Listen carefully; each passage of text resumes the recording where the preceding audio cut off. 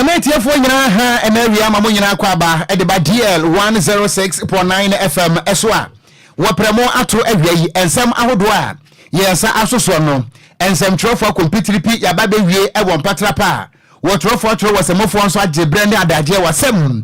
edi egu hono mu a ebra so sie senkonya ne kenkan asem ne nyina ede magana fo se agemensem woprem to bre ekase bo ene eye adwada June bosom da toso edu enfinhia mpenu ene aduonu enan ensam hodo a yede ebrawo ene awiei no sa wokọ yententa kese no eso a eye DLFM.online.com ensam ni nyina ho no mo awonso betimi akenkan bie sadan so ana yen social media handles ni nyina no awiei kasebo no enam so wo ba yen Facebook no ase a yan mo da comment ni nyina so ade ato Facebook na se ama yen e ma refisa wo be share page no na wa like so ama yen ene awiei ensam hodo a yede enam no die bedi mu akoti bi ene se wudru eye kwawu pepiase ewo kwawu east mensi mu opoye mantamu a sabre ehubua ana abo amanfo ofre se ahinsie bia kwaso mewi akire no mentime ho ase ana ama ntriso emu nsam kase boyi wo bete yabebo edi agurabo ewo Tamajana hospital ne si ankrabato die ye kase abo pronso ekire ma enche biamba madan na emu akogu ho no ma chese mfie bebreni adofo meye o mamu no mbebo mu nyina bomba akopere ma akwahye wonom na aye nsem pigokro yim na yebebo de awramu ewo court da mo nso a na Accra High Court anasa Accra Circuit Court akwa setena na wahye se abrantie bi wanya finhia duonu nan yemfa no nkotum afe baako bone be ne wadie eno so mo nsam kase boyi e betimu nkyeremu Ghana Forestry Commission fo akasa ekiremu a Chinese fo jese illegal madness omabobo wura oman Ghana kwaye mu etu fo magudi a wonom enutumi krata na mochom ko pemu wa ya 70 bia no se amekese yi Ghana from penny fo anya interpreters amfa ma Chinese fo denti onumaja omso wonfa omo nkwe no monko di free kane mampani abedi akire wanya ne ba bi kro eye yewura pa akwasi emisa ata ne yere eye Matilda emisa ata wode nsem ya to da kirem se afi atwa mu 2023 no amobes ebe kire no e wone demo a wo mu di so opu anu a ma chese ne ho meti ye wi akire no anka wo mu egunukom ekuno emu nsem kasebo nso wo beti o aka ne kwankyerefo ede Magana School of Law kwaku ansasare akasa ekiremu a enema wudo bi a Attorney General Godfrey bo adame ehye ne nyamere mu kureni ene mmara no bo abira ne senti papai enema munyan on resign no fa de dibre enfanto honom ye bebo de awramu ewo NPP wo so no amanyoko no emu a wapani a wo gina mo as a parliamentary candidate ede amanyoko no ewo Amenfi East mensimo ewo atoye mantamu ne din ede NS Frempong ni video bi apie Montreso awoka ede akire emrante ye gadam se wo mu chi sojani ewo galamse site ya wo mu emu sojani no enku no na sansa mu awopani naka no ana NPP fo a ewo Amenfi East no wo ma ba bonten ede ensem bia betu dana ensem benia ensem no pikawe ho na ene awiei yede eba besom Ghana fo nyina ese agemensem woprem to bre ekasebo ensem yede enam no obomoden na se utumrika na se utwi break sa aboa papo ewo yententa kese no eso eda hono mu a wo betimi akenkan bie eye DLFM.online.com sadan so ana yen social media handles ne nyina no awiei ensem no chema wontumi wase it is agglomerating and conglomerating yen social media handles ne nyina no kasebe enam so yen Facebook na se hono mo de se wo pre won ko awoti ewo ko animu a yeja wa my phone so nti ubo modern na wa be share page no so amayen na waja wo comment no so ato ase na ensama hodo a yede ebra wo ene ahwei no panesi se abo Sudan da wati ase akoko na banko a wo koposto a enye enu nti ene ahwei yemfa eho aseda ema Sandish Sam's Consult wonom eye travel and tour agency aye boa Ghana fo e de wonom etu kwan wa bra won krata asem no akwansidie bia de hono a ebetimi aba ho enu nti se wutie me ene ahwei na wo ni so ade hu won hihye mu anasa wa plan se wonya kwantu a wo betu a aman bi ate se United Kingdom wo himan krom ye kan ntia se UK anasa Canada ho de wo kan ya na wo kwakoda United Arab Emirates ye kan ntia se Dubai anasa wo pesa wo Poland ana Croatia baby a wo betimi aboa wo amasa ni so ade hu na timi abam no eye Sandish Sam's Consult womo eye your number 1 travel and tour agency a wodo be ko asumdwe mu amadwumadie na awokwakodie no so etimi etumpon eno nti se wo pe eye visa assistance a won krata asem nyina no eye Sandish Sam's Consult wonom atra ye kese no ewo ofanko barrier a wonom ewo ofanko barrier asofa Waben Wise Park Hotel. But modern affair 0244 291 546 0244 291 546. And we say be a wokrono. What person will question idea? What person will call Juma and I say be a wokon but mother said would when him. I was Sunday Sam's consort. One email no so I Samuel 626@gmail.com. One man was a connecting dreams with opportunities. Abusia wanom ene adwumako a ene awiai wabo ya don tren say akenkan from you. Edia mejeso eye gan stakat ya mitenkura Okogyeabour Ocran Nhyiraba Kwadwo Sammy. Abusia bra so don Nhyiraba kontam wo bedwedwra da mu na ensem hodo ye de ebre wo no ye de epuan say ekafo ye ba sese a DL News.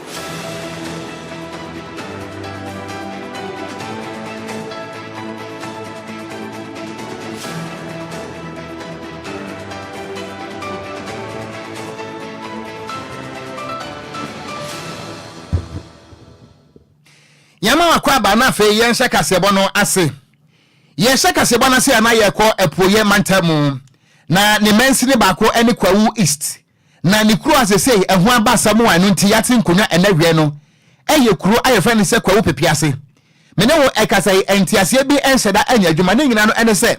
ahinsem bi akoso a elipa bi empese ahinsie no a ekoso no wonum ebetimi amakwan amasa ahinsie no etimi akoso na amanebo ni kirem se adehye abusu a ye fa wonum ese Santase Royal Family ana wonum ayo madwene se wonum ebepeda wopani bi ede no esi akonya so se kwawo pepiase hene na no ana esi ahene ni eto ahene eye king makers ni kirem se dabi ade no baabi a hye so wan fa nsha efrito enunti no ekwan ansa abusu ya fa so a wonum esi sa wo hene no enya de se ebetimi aboa enunti wonum so asode agina se wrenchei ekiremu a womu ntime ntra se emase bieburu eduadu mfani mesi kotia no wonje bode betem enunti womu kiremu a saa ahensam no a ekoso no enya de se womu bepene amasa wo pene no yetime ade no esi akonya eso na we no a mpanefo eda na die saa no amasa si ano tension pa no ehubu afie and panic ana abo omanfo ne ade hye a wonom ewo kwa opipiase ewo epoye mantemu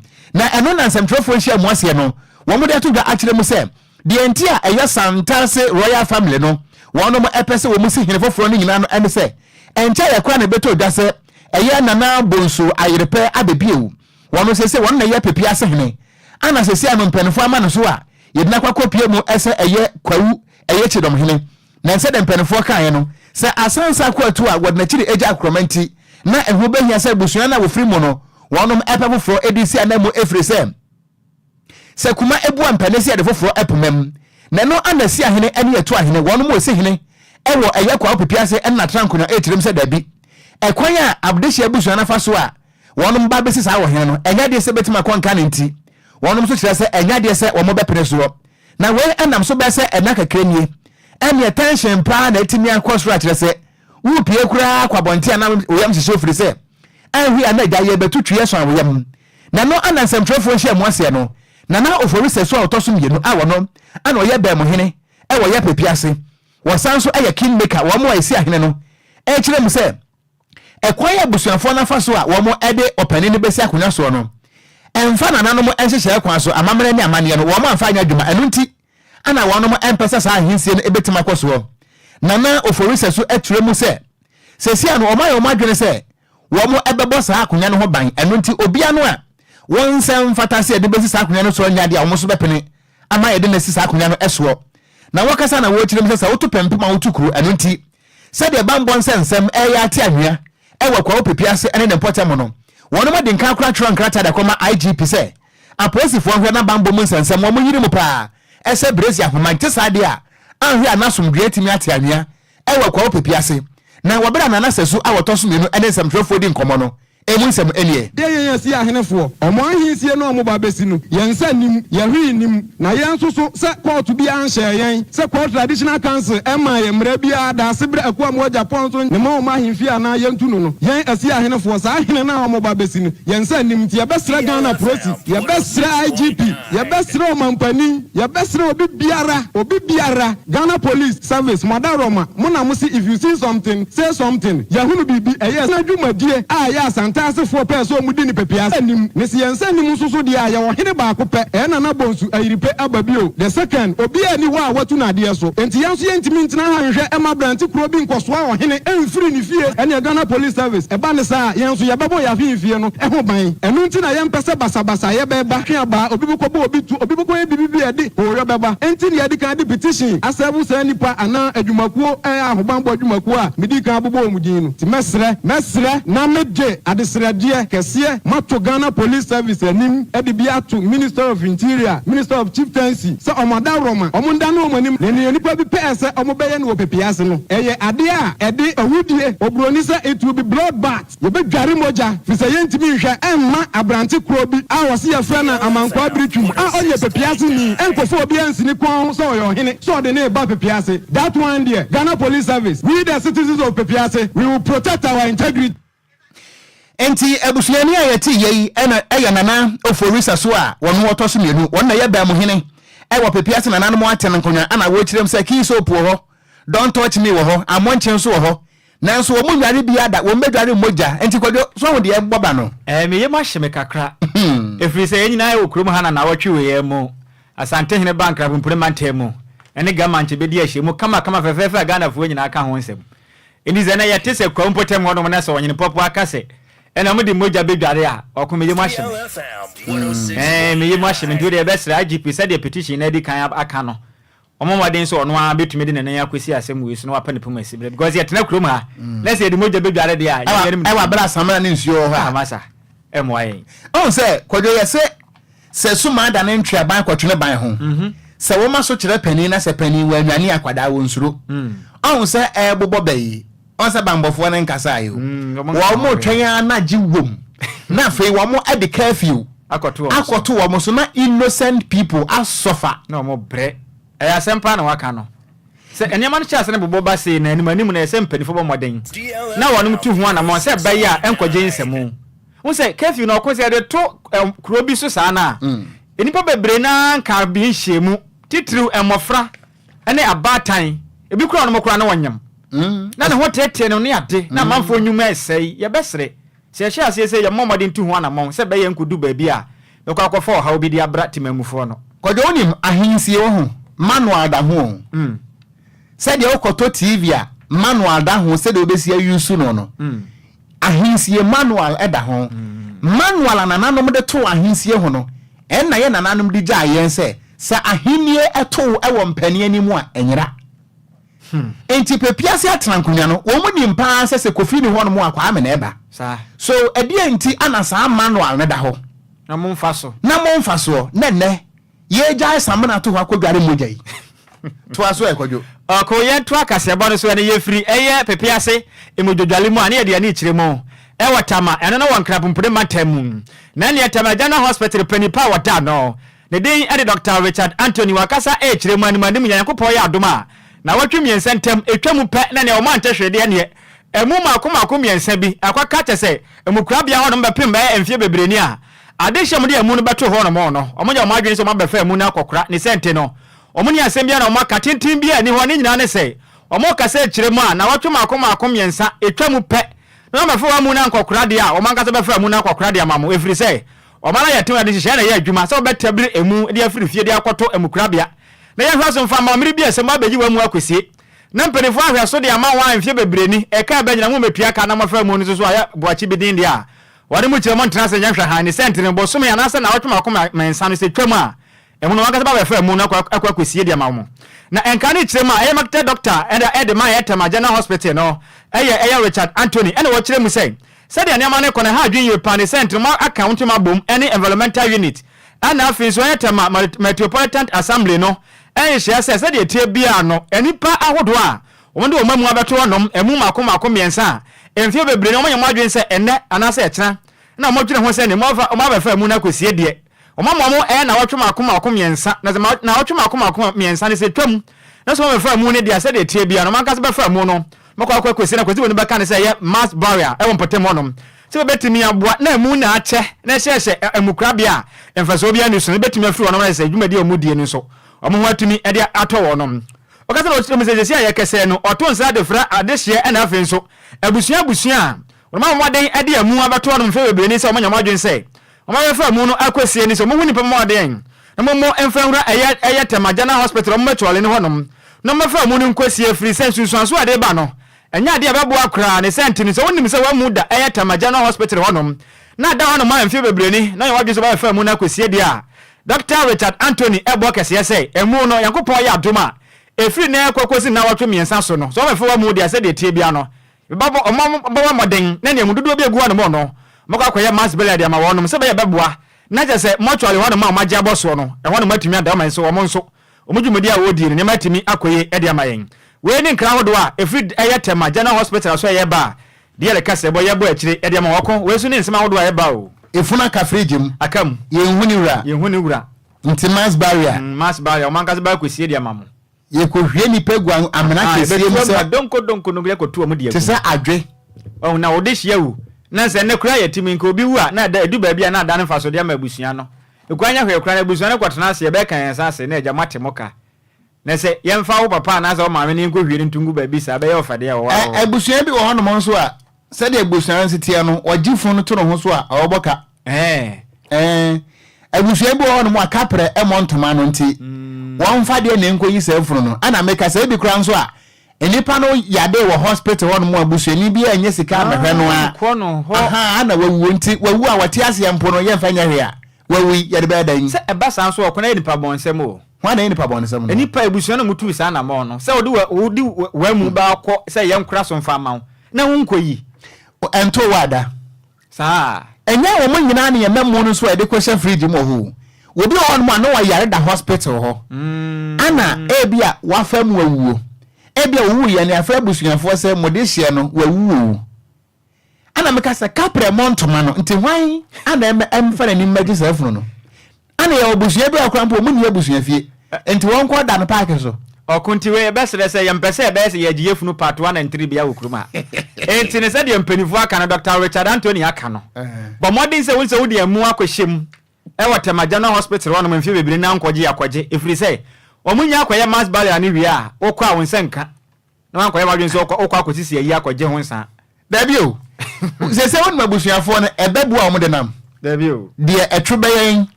de etrubeyen ye kwa gogo akoyi emfa omo hokura ne nipa na tiase omo amfa anya hwe ni wo wi sa hospital for meka sa mo mfa we fa ho bai ati ase enti wo ba ye Facebook no so a nipa ewu nko na go sa okuna mugu ho no mu no ewurade de da ho sa obi ama ewurade se we ya miansa de gu ho yi ebro miensa ba ku na da form no antoma pen no kura de munya mpija no to oni ba bi da enti mo kyerema na namu no ho unu ya na na mu no so obo adwuma arehu mo adwuma no so anya bete o I say wo hu sa de we ya na ke say man never is enipa ansa hwe o enipa ne gu hosa nti do we ye kofu a wo mu nyina nsa bayire ba ko ne do mu nyina ko hyefom boy wo no so eden olemento aso okoko wanim me to aka se bo no so na me ko manim ai na abusu me ne wo kasa yi abrante bi ne hu akoka dwamu a eno nti no Accra Circuit Court say yemfa no nkoto afiase enfinsha mako ewe afe abosumi mako edumienu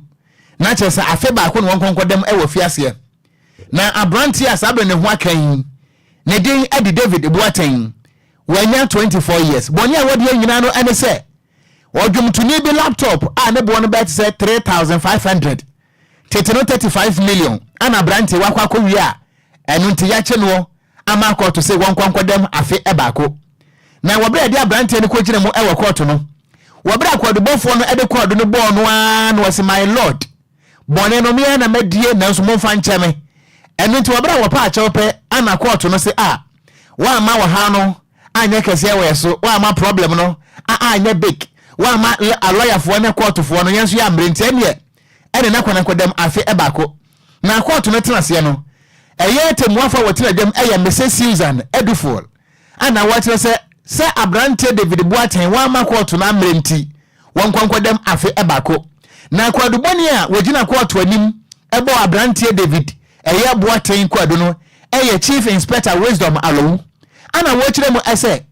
abrante ne di Eddie Evans Kote Johnny woyadwumtuni na woyobi a woteteshi First Junction ana abrante a yabono kwado asese wono so kodem afi bako David Boateng no wono so eye obi a Simon ana wote na kwadubone ni kyerem sɛ me bosom da na toso enum ɛwa fi bo no awia bet sɛ no mienu na abrantia ne din ade ɛyɛ Evans Kote Jani a wɔyɛ dwomtone no wo recording studio bi ɛwɔ Teshi ɛyɛ Roman area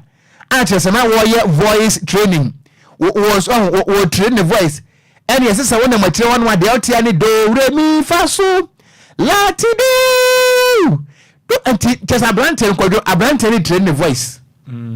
Opeso ya de na na adwa silk no mu de ni. Ni afum de no. That's right. And afi 6 January. Be ya de ama no. Enti abrantia ne hye ho no mu a wɔyɛ. Na court ne kyerem sɛ wɔbra. Abrantia Evans Kote Jani hye recording studio ho no mu a wɔyɛ voice training no.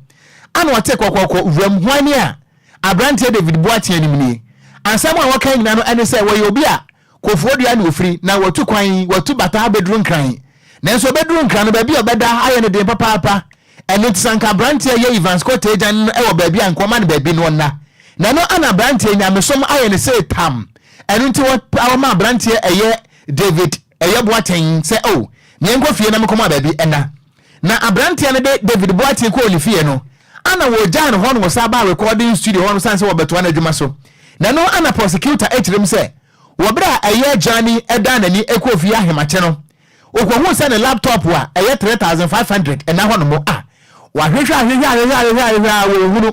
na no ana wakobo apolisi fo amane wabra na no miesa abo apemu na anopa no by 3:30 am no ana wo hu se ne laptop no ayira eno nti wo hunu ema wakobo apolisi fo amane na no na apolisi fo kirem se May bosum de toso edu enkro 19th May 2024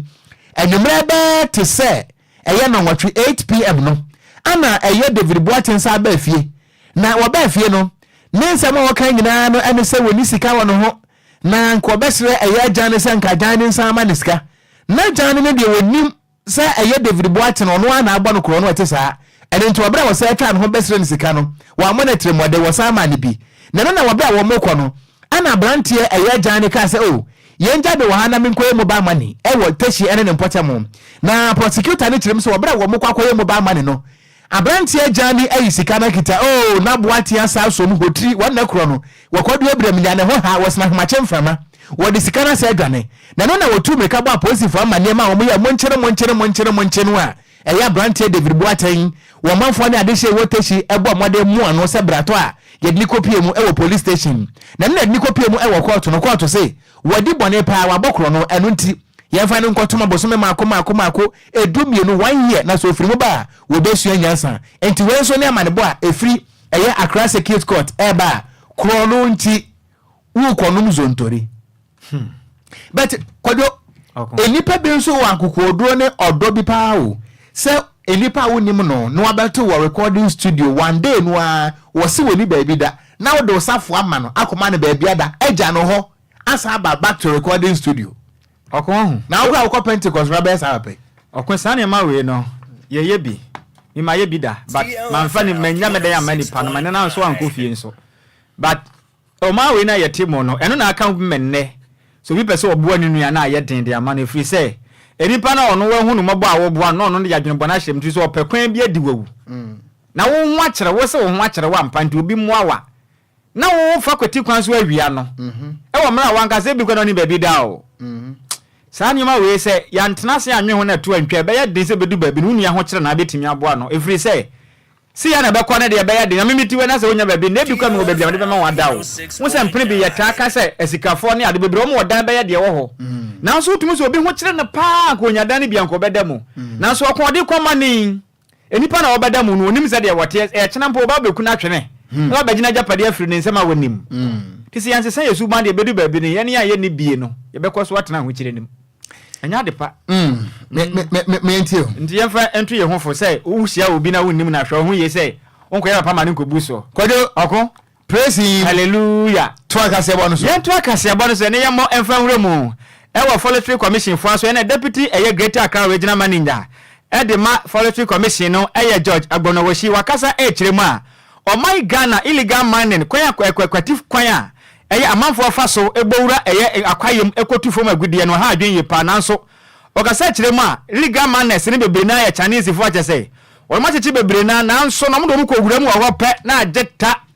Sa baya Ghana for copy kasa Chinese for beti bino ya den. Ni said dom ko gyina hanu ma baya na Chinese for Ghana for Cambra for monte. Ya country zo Chinese for money akosi hyem say ya de sabe. Adwene bani oh monte hwe mo gyina court wasa na court na hwe se monte mbo ende ende mon kofie. Na court agya wa no mokwa. Ena opani kasa zari ya kwaso na ho papa pefre say Ghana ni de ya che na oh say yanya nkyra de onfa ne ho nkodi kwoto de ne bodwe. Ya chi Ghana ni esense wo titwi brofo ntine ne ya che ne ya na pampe de na kwatum ye twa mo ma okroma na Chinese ni ya che ne de na kwa je onti Chinese je onti Ghana kasenti ni ya jani fino asina we bi se hefa ha adwen ye pa odi se wonya de tuja o mra na eye mini eye ceremonial eye masebedwafo na hyehye eye so mba moden no me de market 2024 Green Ghana Day no ene ne Mr. Bona washi kasa na wotirem se ha adwen papa every say o mana Ghana ye wo mu no Forest Commission dwumade o mudie no o mo breba papa so be ko tufu magudie na ya che no na kasa ontintie beja na mana kwakwade emu aya pa odi se wonya de tuja kire ma sika hodo so mede o mudwuma ewa Forest Commission no so ho aya den pa afiso o kire ma ne ma hodo ma ya kade a wonom de o mudwuma no so ho aya den senti sa na ma we nyina ka ho bi ema ne ma mudie no mbade mbone ntumi so na efiri se illegal miners ne ko bawura kwaya ni mu a won be nyina moto na afiso eye pickups ahodo mbetumi dia bawura eye insa akwaya nim ekwakobo eye akwaya ne ho ban nanso ne nyina ase eye kasɛn ebi ni wonti Ghana de hye binim etwekwaya ne bia won bi bia koko mankan ane afase a ɛha adwenye pa afiso musu edibi etu fo magudi na afiso eye illegal chains operators nso bawura mu a won mo sɛ akwaya ne bi pa ne senti no okasa na wotem sɛ ni nyina na ni won be hia ne ma kade ahodo bɛboa na mudwumade omudie no etimia kwese benefo ntimia mo mo de bedi babi no be yetin pa se Forest Commission no betima du omdwuma se de se emna wakasa no emu nsem ni issues of cases sent to court that have been be there over years without being addressed, issues of mining activities involving Chinese that it takes an interpreter to interpret the language in the Chinese language, and we find it difficult to get such interpreter. Therefore, such cases are thrown out of court as of result of that. We also have issues of challenges of timely release of funds for forestry development activities, including plantations activities at our sector, and motorbikes for our field operations activities at the various districts are challenged and cannot write home about. It makes it difficult to fight forest offenses in our forest reserves, and these offenses may include the illegal mining activities that has been ongoing, the bushfire, the illegal logging and illegal farming, illegal gambling and chainsaw activities across the country. Eni awuti ye aya Deputy Greater Accra Regional Manager ede ma Forestry Commission no ne din ede George Abawoshi ena wote se okasai na uba Facebook no so a DLFM 106.9 achese video ni da hon ma wo ba ubetimi enya bi ahwe na ode amayen eno achi na Speaker of Parliament eye Abansuma na Babin okasaye ena wote mi se we de nyamianim do kreni Forestry Commission fo omonza na mo kana woni so omutie omotie ni nyina no watepa ne senti ono angasa pade ba kwato e mese bedwafo ne no maboa abomoden apa pickups ni bi ena afisu moto makomako mienu de ama wonom so monye na nya akade ma ono mutumi ene odwuma firi se akwaye hu hia pa no my Ghana yetenase amanfo de illegal man say Ghana yakwaye ena afisu yetwanu ene nyina gobedi baabi ne ho bekere ye pa eno so mra okasa no emu nkyeremu ni. With this, I want to promise our leaders, the Forestry Commission, that with my leadership, we will procure a pickup and 2 motorbikes to support you, to facilitate your activities in Parliament, to make sure that at the end of the day, we have here the Garden of Eden. And please kindly hold me personally responsible for the discharge of this promise today. Parliament planted 400 trees. In 2023, we planted 300 trees. And this year, we will be planting a set of 500 trees, bringing the total to 1,200 trees planted within this period. I have been reliably informed that about 90% of the trees planted so far have survived and are growing up healthy. Eni awuti ye Speaker of Parliament ede ma my Ghana ne den ede Abansuma na Babe nene ena wote no ko ede da ho no Chinese fo no yese Ghana court no say omunya interpreters ntemo fo mo nkodi yi a won pese obekọ no ana wo say ya mesew wow na me boss bibi no oka o se na okọ your friends US okuda be na BC da se obi ayam fomozo ne yaga se yekurom kasa no want nti yenya na manfa ne ho nkodi na make us say eyi no mpesa obekọ announce ya meso no want na se henya ya adwen se ne yaga se beche won dabi o krom ha dabi se mampani kasa yenya sign interpreters amo mu nkyire sebi yenuanom sebi omo a omo ntia sebi yenya obi mo nkyire mu okon yenya bi pa na Ghana yeni Ghana High Commission to yeni Ghana's ambassador to China ye will be pa why then o kasa ho ho na asem ne wo no na Chinese wo bebiri na akora okuru ma mo yi adwuma wo Ghana anti yentumi hwehwe wa anya obi obetumi akire kasa na asema wo nom enti die enti a China ni etu galamse ya ye che no ani agya no ene se wo meya yetimu ya ye ko 68 years after independence no yes ye ni obi a wote China kasa a obetimi akire mu akira brantia na baba wakora wo tu galamse wo ye China ne no ye ni bi na menim se mokọ site ho a ekwa ba no mo fa so ne Ghana fo ne dinkita ho ye adwuma na ho na me kwese na de Ghana's ambassador to China no ye da na esi China mo fa nye nkokoi watimu ya dan mo fa ha ya ne enkodam so Ghana ha road construction ye nyina no enye China fo ye no mbe enti wo mo nkasa wo mo ne hefo ne kasa wana asem ni firi no se minister kwa wo ne China fo ne nkasa mo kasa minister ye den wo ka China kasa wana asem ni firi ba no ana se China ni ka China kasa minister ye den what here you see ebena na mabuo no nti ebaya den se Ghana ni tu form agudie ne ye chine de ne tum dia na Chinese ni tu bi ne ye kasa language barrier nti ye kurom kasa want nti ye nya ne nkodidi ane da bia ne nam ne okon hotro emrofo na wo mbo Ghana besia no ho senka wo motete nsem bi se yanka mempa ya ne senka Ghana ni pani si ho se wo bepa besia nko wo mpam no sakokọ what must say because se wo kan sa se mo ya a complete indictment mo didi mo ho atem enye ne ye ka se wo be kasa court eni obi a wote China kasa obetima ye je kwatena se na my lord ne kwaso be China ni hwe ani mudin hwia kaka kasa le we chakrache si form na sa statement bi say no ana ho na troma wonom emom bekan ana wantima se na obeka whole forestry commission regional deputy regional manager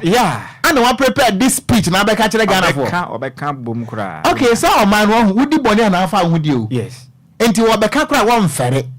na we are saying we can no public I fere enso aba beka aka Ghana no kuro mu nsem no me ento aka se bo no so na yenko emfimfie mantam wate na wo ba ye Facebook no eso a DLFM 106.9 fa message de bra yen ensem bo hon ma wote a kase ebo mu na wo bote de sha obu ni nyina no twrogu ase ya bekenka de ama wate na amanyosem pi nso a menkan fi se yenka amanyosem ho asem enne DJ Opai the more so wotie ne life free kumase so ame yeda ase baby ade afa na de ye ntime nkenkan Derek Ayete waso ma ya ha wonso yeda ase Dr Down Blow we de fibrim so apɛ sika too political ye ntime nkan ye nkan ho asem yeda ase ana hwan ni odoi edifretama ana ono nso de ode aba no too partisan ye nkan ho asem ye ntime nkan yeda ase nana owusu ana waso wo chia yen free Hazen Tazes Kwadwo okon minimo ada edie no so wa kwa America da America ne de okon wa ko bi da mi feature ne matra ho ba America na nkasa bu de ngura ho mi feature bi de mi feature do nim ho yes wase wotie life free Hazen Tazes US and was good news sanity was good news that be Bruno Hazen Tazes and the Mattia Texas where Texas what America Krones until bia na Bruno ni bia wo nim no what asankre guane body and one na muti ko vitela zo wasem ka oh dano ana when you Philip Heaven's Gate ana se wofa kasebo no mo the sound man na loud and clear ewo labadi ana was keep up the good work Madagana and so ebebo abaso mo yada ase akan Ghana ntem mo abaso ana adwempa hene we dia sempa was live ana o se kasebo ne demo pa na do dia abade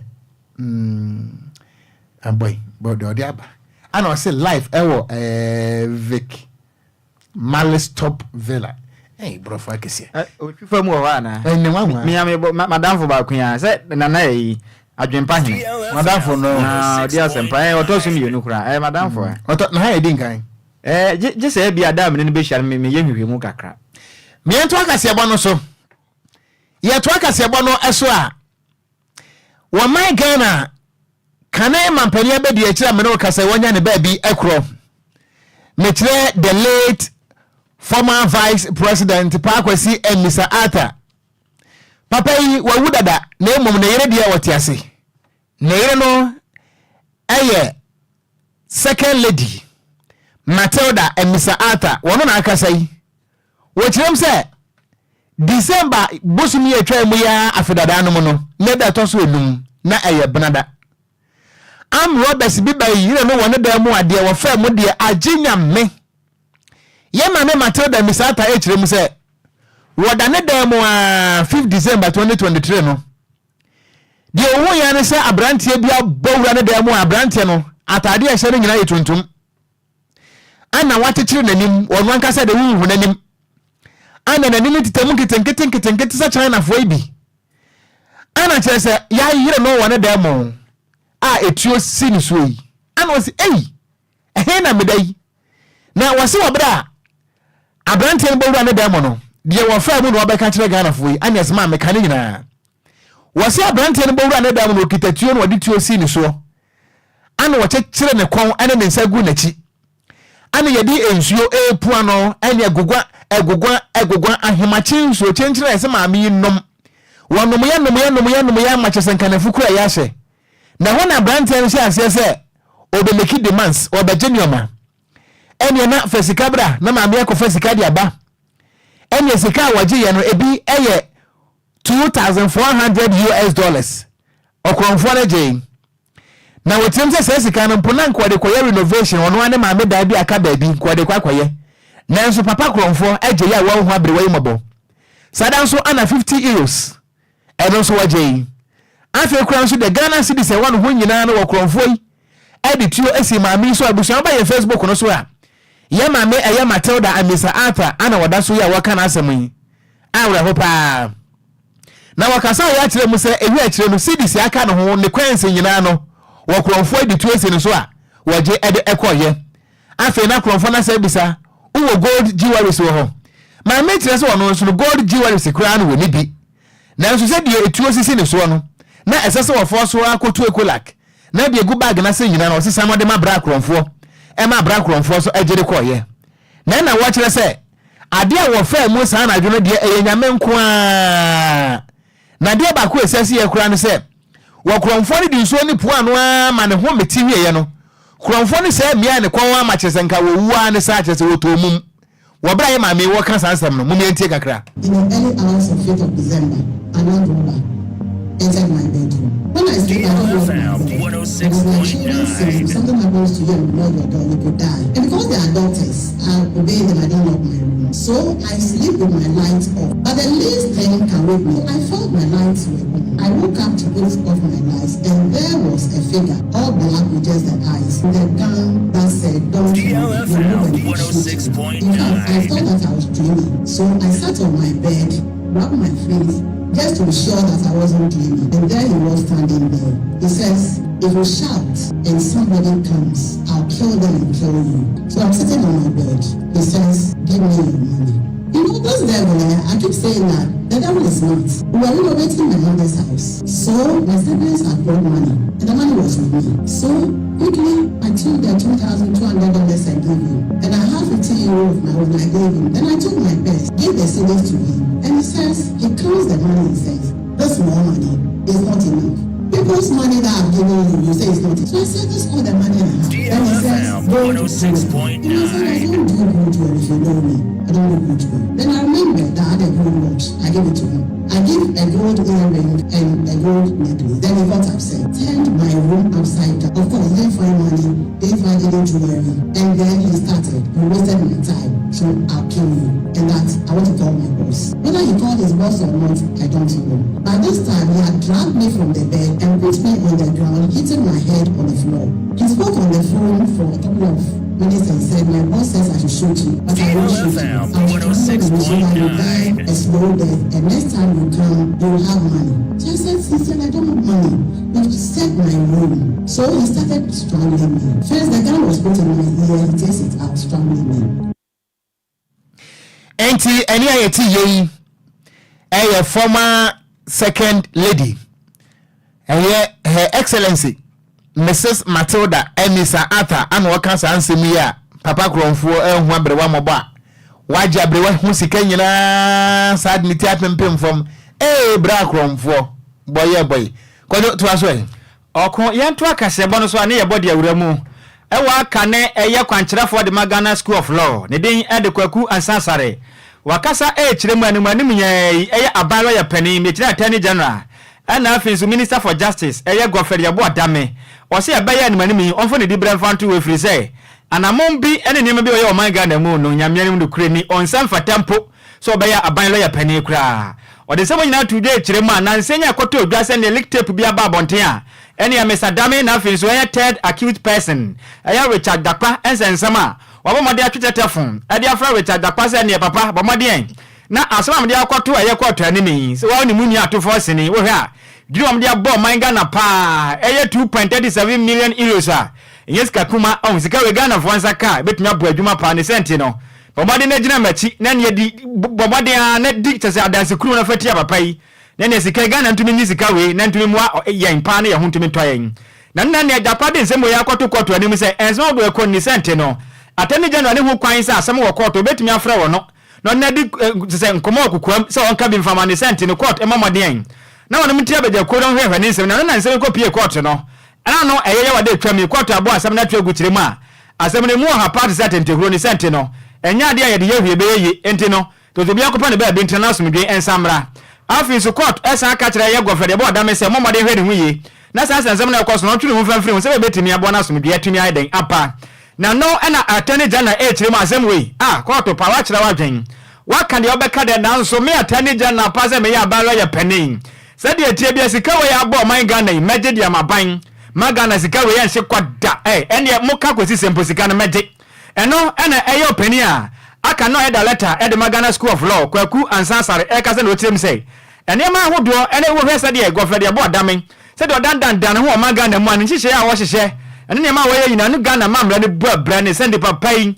ade betumi aboa no paase ne dwumadie no beto honom na asomdwe atwuma ba free say ene ma wo ye no ene Ghana mamra no ebu abra pa so ye aban lawyer panin na betumi afra atwetetefon ede afra obi a wankasa wabɔ ne kwadu se ofom mra na wasanfa ne kukom so onka bi mfama no onkobu atentre ne anasa atentia fantie obi die aden o kyerema nya kura no wadi ka kasa dadampo se Okogyeabour Ocran no onfa ne dibra mfanto we free say enema wo ye no enya de a eboa Ghana man hyehyɛ na ye hyehyɛ no etumi koye pa okasa na wo kyerem se na dangba ku vuado Ghana man panin owo kwan sanka Okogyeabour Ocran no ko betumi apam no wadi ndibra de afri ne nsam Ghana man panin ya de obegye o man panin ya de ba pam na pam na tene free say de awo no so pam na pe wa hwe aba na to akoti se twe ne senti no ompam no nanso abayi a se be betumi abo no man Ghana ya mamra no yetumi akra so na emra na etumi adi mu na efini keka bia kaka mamra ne ntino mama na homoden say odine di ba beto na ne etumi akoyin emra opani ani dindi eye kwaku ansasare on nsentwefo kasa no emu enkyeremu enie. Then in the course of the conversation, which was a private conversation between the two of them, we hear Richard Dakpa say, ask the attorney general, how you want me to do what you're bidding, how I go about answering questions, how I should go about answering questions. My brother, this amounts to coaching, and it's a serious offense under our law. It amounts to contempt of the court. It amounts to obstruction of justice, which is also a criminal offense under our law. Under the Constitution, any such offenses amounts to contempt contempt of court, for which the Attorney General can be attached. I'm surprised that the defense has up to now not brought an application to attach the body or person of the Attorney General. Let him face the wrath of the law. What? Any awuti ye aya kane kwankyerafo e de Ghana School of Law ne din e de kwaku ansa asare yento akasebo no so na yenko yanim yebo e de awramu e wo my Ghana atoye mantemu a na yeko Amenfi East mense no emu na NPP ni a sabre wo gina mu se obekọ mrase bedwafie de ma NPP amanyuko no eye Ernest Frempong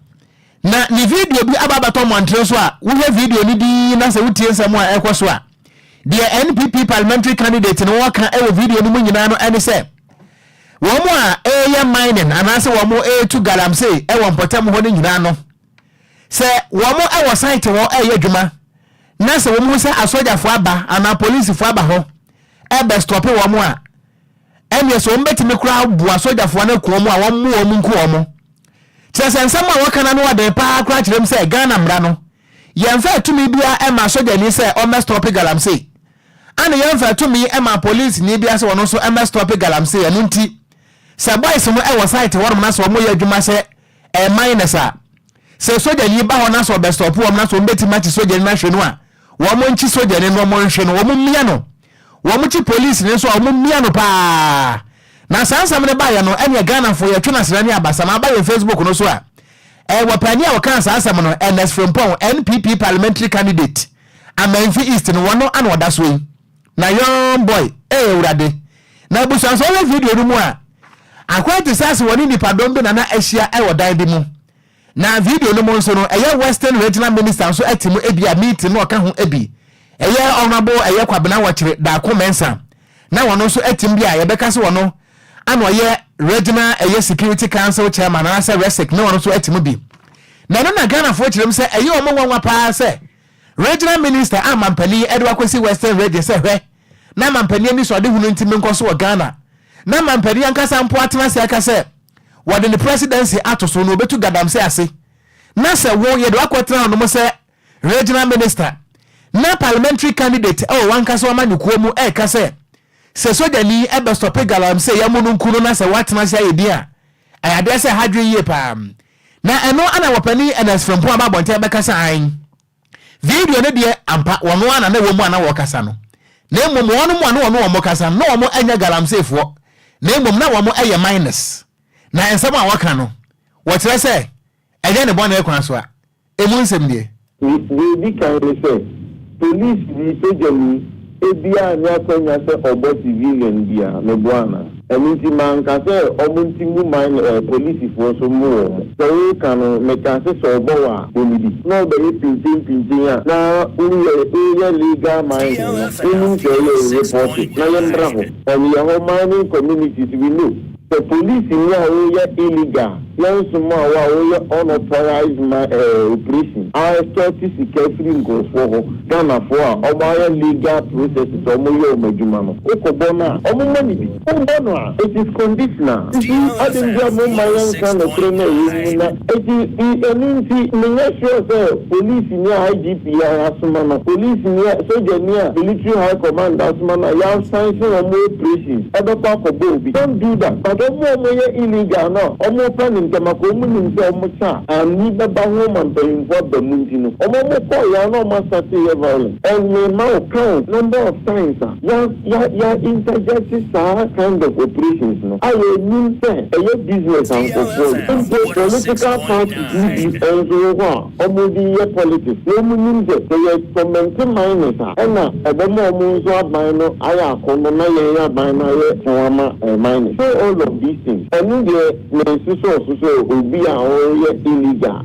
patrol police soldier na your science no prison no I have not told anybody say or encourage you guarantee for illegal minors if young to so no guarantee no say guarantee kutupa no guarantee ni bi ndin komo unfortunate but me sure say soldier ni bia be come minor or soldier ni ya science no prison na ya authorizing omra mo for training so be come minor enti abusuafo ni ayeti yi NPP wo sono maniko no wo pani opese wo di to me se mrahye bedwani ema Amanfi East ewo atoye mantamo NS Frempon ana wo kasa ye a eni wa babontin bekyerem ntin kodo okon wasi soja ni tianwa tian bi pausma pa no sumbi tie na o mana ye wo mu no wo hu ese ye mamra na ye wo mu na ye adwuma emra be so man mra wo mu se obi ne ho kwan se na danko akufu ado aka se o man hu ni kwan se obi be fa kwati kwanya kutu fo mu agudie na me ha ba kwa wo mu ni se sa Chinese fo na ye che o man ye ja wo no mu na ye se o mu ni interpreters ndi o mu conform ho kodi no eno mu nya Ghana fo no mu ntu okwana manka ni ye kura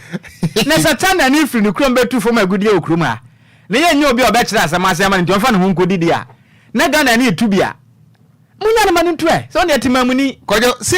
sieti krom ha ana wo mo ede excavator emuntu munsase sensuo yesi wo mo yedwo mutum a wo man na nya hwenti yema wo munko krom na de ono okita se kan keke ene shovel ba ko pe yesi wo nkoda mu mfinhia dunum emu awirem emu ba yewrem mesi wo benu hu sa wo ye Ghana ni sima ka kire wo apakan GH atranse ago promotion Sammy happiness DL News.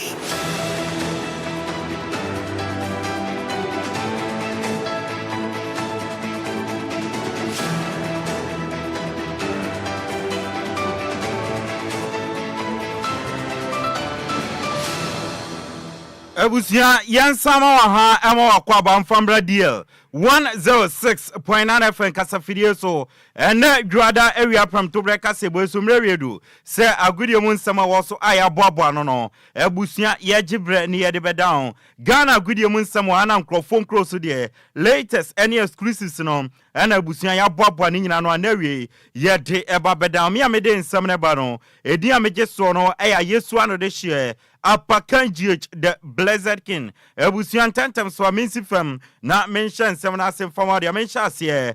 from Fifi na the senior national soccer team the Black Stars of Ghana FIFA World Cup 2026 qualifies no and yam fourth group game no ebeba so group I your man your friend Ghana and Central African Republic and edebani Kumase Baba Yara Sports Stadium ebo enwumre no nso ya and asa game no so na ye the live commentary ebebro DLFM kasafidie so na uram our Ghana group na meno kase ahead of endegema ye ne Central African Republic ebebono say any group no etie Madagascar di kan 6 points Comoros etos mienu 6 points Ghana miensa 6 points and 9 Mali 4 points Central African Republic and they no mkwakobono omo 4 points and a Chad etos winsia omo ni point bia ewa ye de won some edema na Ghana mampeni abedi echire His Excellency Dr. Ahaji Mahmoud Baumia ono anso no tu franka edema MPP amanyoko no enne wewrem our Blasters camp Kumase akwakosra team no ene o matwetwe komo report kraba na echema wa donate sika enkani sika no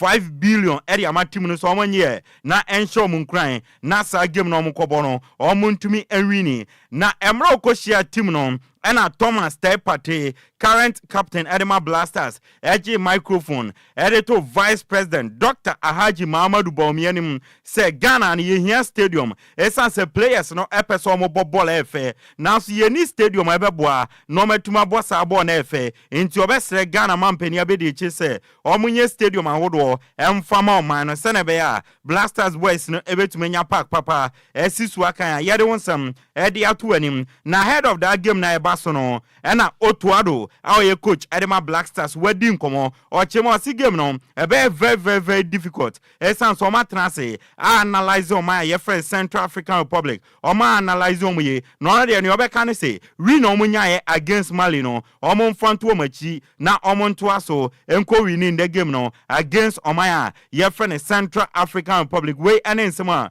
Otuado edi atudwa ye di amao Kudus Mohammed eko eye press conference ni bi e de Emma Ghana o se ne no o mu gina Ghana fo nyina nemo or say ene no pressure na de almost from all angle na mom no omunkran hye ene sene omewura game no no metuma wini no ma qualify e de akọ cup no we ene nsema Kudus Mohammed e de atudwa ye de amao na Raul Savoy ene ye coach Edema Central African Republic or say neno game no a revenge last time no Ghana show mo and they almost back for revenge against Ghana no nsema Raul Savoy e de atudwa ye de amao yemremu ewo mbano afema na otwi Women's Football Festival no eba so na uram ewo mano omo FA Cup final na Army ladies eshebako police ladies entwiante ababa wa friend Deborah Opoku enenya sago no edema Army ladies intimeno ka say this is a mano FA Cup no Army ladies NRJ EDC omna so uram ewo league nenso a ene league no final no eba so ampem da kwa ladies etna say ema Hazakes ladies ebo mekame no emo mutimu ba kontimeno ka say Hazakes ladies so NRJ afi league no EDC omna so omo beko wafu zombi no normal kobo omutumi gidia normal room women's CAF Champions League no normal kobo ye don some edi atuanim na mami remo Division 1 League no dia meno ka say Division 1 League no aba awie na eba awie no zones no team be to me qualify no say NTA uram zone 1 Young Apostles and I qualify from zone 1 zone 2 no so Baseke Holy Stars and I qualify and zone 3 no Vision FC Michael or secretary team no on a former Heart to Folk assistant coach Hamza Obin ma qualify on Babebo Ghana Premier League in the next season and one summer no young Ramo Ghana Premier League no match day 33 no now train result and say Enquires uram down on memory dana out you etna fi ema santi kotoko ekobo mekame no omentumante Samsung Car Lions 1 DSS 0 yenra mu kwasi adane dia Kara United 4 Samates game way emunsem Kara United eche Samates bo mekanan emo motimu mienu Heart of Lions eche mienu Legon Cities entumante bofa kwata no so etna se ema brekum Chelsea abo mekaba ko omentumante Ariana Stars 2 enso Atreman 2 Bebiani Gold Stars 2 Mediama 0 Nations 1 Bechem 1 and Heart of Folk 0 Great Olympics 0 League table no Samates aje league ne dada into matches no mo bone de emformo into saa na ekọ eno no 58 points omudikan Accra Lions etos mienu omo 51 Aduana miensa omo 50 Obama ohwa Asante Kotoko obehu no ewo 9th position 46 points Heart of Folk yankwa hwe mo yebehu has ewo 14th position omo 42 points and so ewo teams are almost relegation 16 Great Olympics 41.17 no ebo for quarter no 33 points and 18th RTU almost 31 points and so top scorers no Steven Amankuna brekum Chelsea 17 goals Steven Mukwala Asante Kotoko or 14 goals Hamza Isa Heart to Fuka or 13 goals and no so some no ebusia yamoni tew nkrofon close na yen sorry so dia uremo World Cup no Africa qualifies in the games ni bi beba so group A no 4 p.m. Guinea-Bissau and Egypt ebebo 7 p.m. no Burkina Faso and Sierra Leone ebebo group C no 4 p.m. Benin and Nigeria ebebo and our group G 1 p.m. Somalia and Botswana and 4 p.m. Uganda and Algeria 7 p.m. Guinea and Mozambique group H no 1 p.m. Equatorial Guinea and Malawi and group I and Swan in the no 7 p.m. Ghana and Central African Republic bebo international friendly games in the 4 p.m. Czech Republic and in North Macedonia 6:45 Netherlands and Iceland bebo na 6:45 na Poland and Turkey abo ebusia nyina we so na Gudium nsama ya babo no edebe down in the day no yam fancy media Gudium nsama de buy no edia meje so no eya Yesu ano de share Upper Kanjich the Blessed King nyame aduma ebo anwumre no nson a share and the live commentary between the Black Stars of Ghana and the Central African Republic. Over to you, Okogyeabour. Merase apakanti ebusia yebegyina we so na hwe yi ensama hodoa yede ebeso mu nyina sa wo pram to breka se bo no yede ebesi champion Kofitela ana ede yen eko Facebook no eso na yemfa seda ema Sandish Sam's Consult wonom enso ene adwumeku a ena hwe yi wo boy adonten ede sika beso ya sene so hu nso so de ba ye be ne sapepepe ede ama hu pese otu kwan ukọ UK Canada Dubai Poland and Croatia na wafrɛ 0244 291546 0244 291546 Sunday Sam's Consort wonom ewo Franco Barrier asofan a ben Wise Park Hotel but mode fe wonom na wakwantu mu nkratasem ye be ni ye ede amawo akenkanfo mienu edi a mejeso eye Okogyeabour Ocran mene Nhyiraba Kwadwo Sammy B ena wie yada mu nyina se ama mu nyina mu eni ti a ogyean oboja DL News.